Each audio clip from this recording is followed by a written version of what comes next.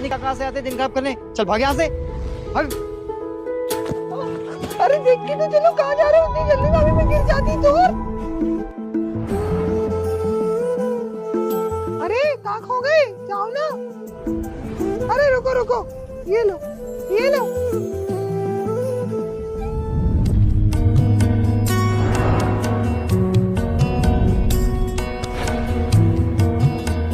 अरे सुनो, इधर आओ इधर आओ। लो ये खा लेना, ये रहा तुम्हारे लिए।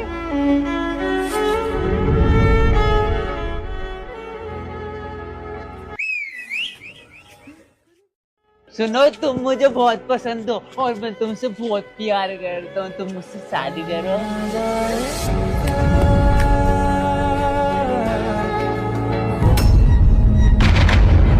साले टकले, तेरी हिम्मत कैसे हुई मेरी बहन से हाथ लगाने की? अब मैं तुझे जिंदा नहीं छोड़ूंगा।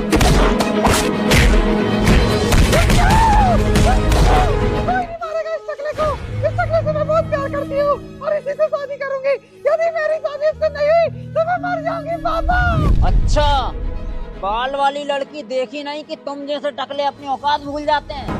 अरे इतना ही शौक है बाल वाली लड़की से शादी करने का तो पहले अपने टकले पर बाल लेकर आओ, फिर बात करना मुझसे। टकले मत जाओ, मुझे छोड़ के मैं तुम्हारे बिना नहीं रह सकती। टकले टकले।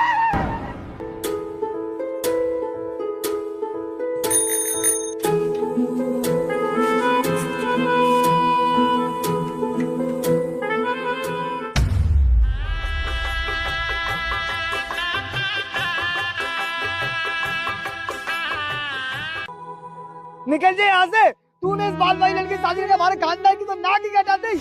अब तेरे लिए इस घर में कोई जगह नहीं है।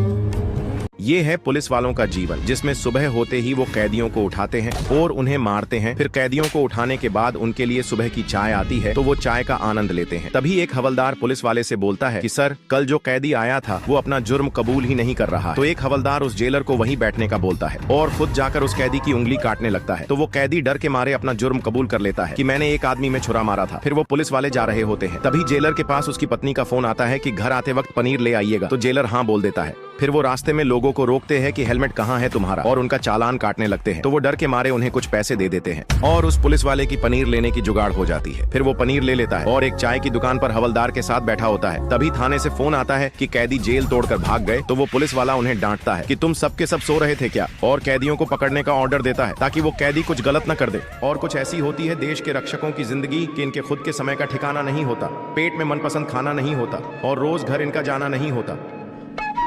एक गरीब मैगी वाले की दुकान पर कोई नहीं आता है और बोलकर जाता है कि पता नहीं तू कैसी मैगी बनाता होगा। तो वो गरीब बहुत दुखी होता है और देखता है कि एक दुकान वाला लड़की से सामान के बदले पैसे नहीं ले रहा है। तो वो गरीब सोचता है कि लड़कियों की जिंदगी कितनी अच्छी होती है, काश मैं भी लड़की होता। तो तभी उसका दिमाग चलता है और वो लड़की बनकर आ जाता है और अपनी दुकान पर बैठता है। तो तभी उसकी दुकान पर एक के बाद एक ग्राहक मैगी खाने आने लगते हैं। तो वो एक लड़के से भैया बोल देता है। तो वो लड़का गुस्से में उसके पास जाता है और उसे समझाता है कि मैं तुम्हारा भाई नहीं हूँ। फिर मैगी बनाते समय उसकी आंखों में धुआं जाता है। एक लड़का उसकी मैगी बनाने में मदद करने लगता है। फिर एक लड़का तो उसके लिए गैस चूल्हा ले आता है और उसका खटारा चूल्हा तोड़ उसे नया गैस चूल्हा दे देता है। तो वो दोनों लड़के उससे लड़ने लगते हैं कि बेकार है, मत लो ये, तू वापस ले जा तेरा गैस चूल्हा। तो ये सब कुछ एक लड़का देख रहा होता है। तो वो उन्हें चुप कराता है और उन्हें अपनी बंदूक दिखाकर डरा देता है। तो वो तीनों लड़के भाग जाते हैं। फिर वो लड़का उस मैगी वाले को लड़की समझ अपने साथ ले जाता है और एक नई दुकान उसे दे देता है कि